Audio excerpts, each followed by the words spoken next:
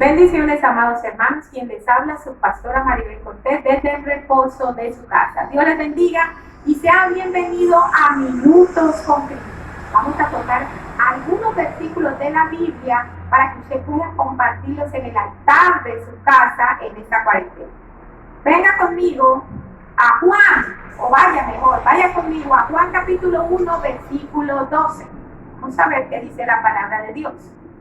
Mas a todos los que le recibieron, escuche bien, mas a todos los que le recibieron. Ahí tú tienes que entender que la salvación es un llamado universal, uno de los primeros llamados. Es universal para todos, no hay acepción ni excepción de personas. Es exactamente para todo aquel que reciba este regalo inmerecido que es la gracia por salvación. Porque hay otro llamado, si tú vas a Efesios capítulo 4, versículo 11, hay un llamado que es selectivo, uno que es colectivo, a todos a la salvación, pero hay otro llamado que es selectivo. ¿Cuál es, pastora? Es el llamado que se le hace a un pequeño grupo para poder edificar a la iglesia. A uno constituyó apóstoles, a otros profetas, a otros evangelistas, a otros pastores y a otros maestros, a unos. En cambio, el de la salvación es a todos. Dice la palabra, a los que creen en su nombre. Pon mucha atención. A los que creen en su nombre está escrito. No hay otro nombre por el cual el hombre pueda alcanzar la salvación, sino el nombre a través de nuestro Señor Jesucristo. ¿Entiéndelo por qué? Porque nosotros estábamos destituidos de la gloria de Dios. No podíamos tener contacto con Dios. Entonces necesitábamos un mediador. Por eso tú vas a entender que no hay ningún otro. Ni lo hubo en la tierra, ni lo habrá jamás. Solo Cristo. Porque necesitábamos a un mediador que hablara con Dios a favor del hombre y que hablara como Dios ante el hombre. ¿Me estás entendiendo? Necesitábamos un mediador que me entendiera, que hablara con Dios, de Dios a Dios, por el hombre, pero también necesitábamos un mediador que como hombre, como Dios, hablara con el hombre. Entonces, por eso nosotros decimos que Jesucristo es 100% Dios, 100% hombre, la unión hipostática, la unión entre la naturaleza divina del verbo y la naturaleza humana.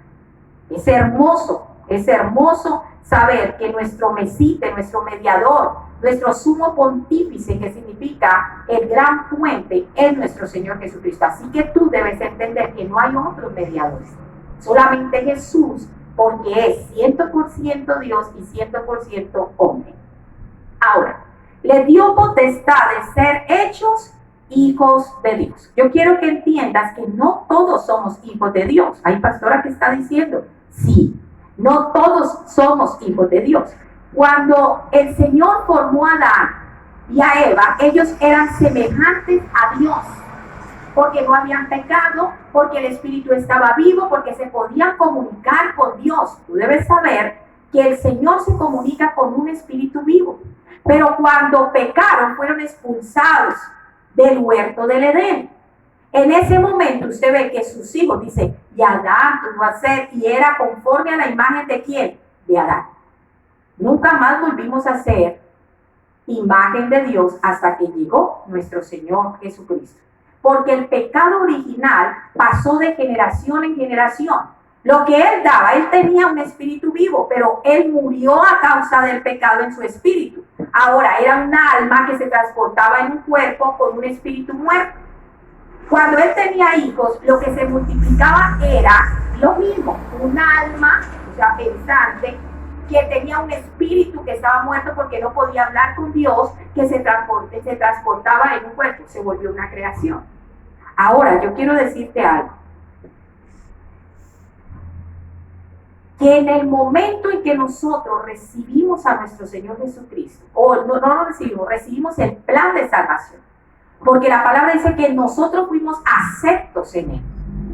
En ese momento que yo recibo el plan de salvación, que me doy cuenta que apartada de Dios o apartado de Dios no puedo hacer absolutamente nada, que debo de volver al inicio, que debo volver a mi casa donde está mi Padre. En ese momento yo abro mi corazón y le confieso a mi Señor todos mis pecados, mi arrepentimiento. Dice que Dios nunca desecha un corazón contrito y humillado. Y ahí es donde nace el Espíritu de nuevo, a través de la obra que hizo nuestro Señor Jesucristo, y nosotros apegarnos a ese plan de salvación. ¿Entiende algo? Si tú no aceptas el plan de salvación, entonces sigues siendo criatura. Pero en el momento en que tú decides, Señor, he aquí mi vida, quiero hacer tu propósito, no el mío, haz lo que tú desees conmigo. Confieso que tú eres el Hijo de Dios y que viniste a esta tierra a salvarme. Y si lo crees con tu corazón, créeme que nacerás de nuevo.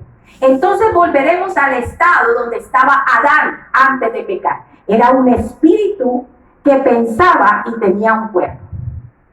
Porque el pecado lo dejó con un cuerpo que era, con un alma que era duable, que se transportaba en un cuerpo, en un espíritu muerto.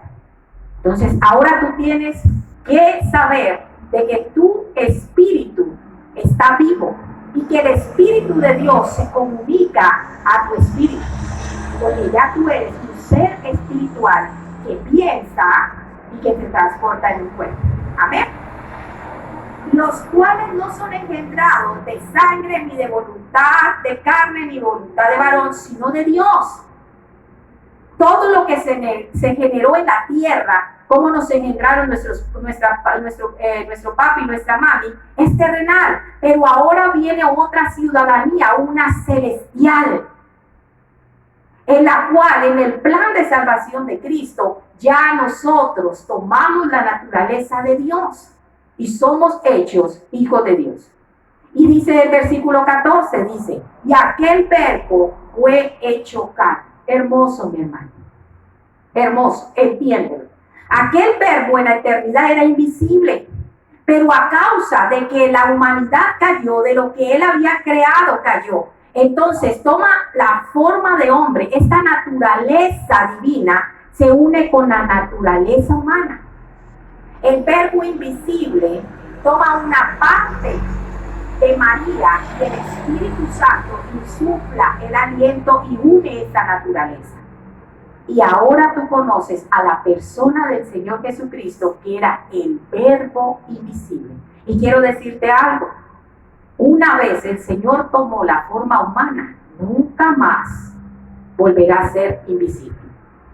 Mira el pago que el Señor dio, dejarlo todo. Dice que haya en este sentir como lo hubo en el Señor Jesucristo, quien no halló, siendo Dios, o sea, el verbo, en el verbo no halló a qué aferrarse.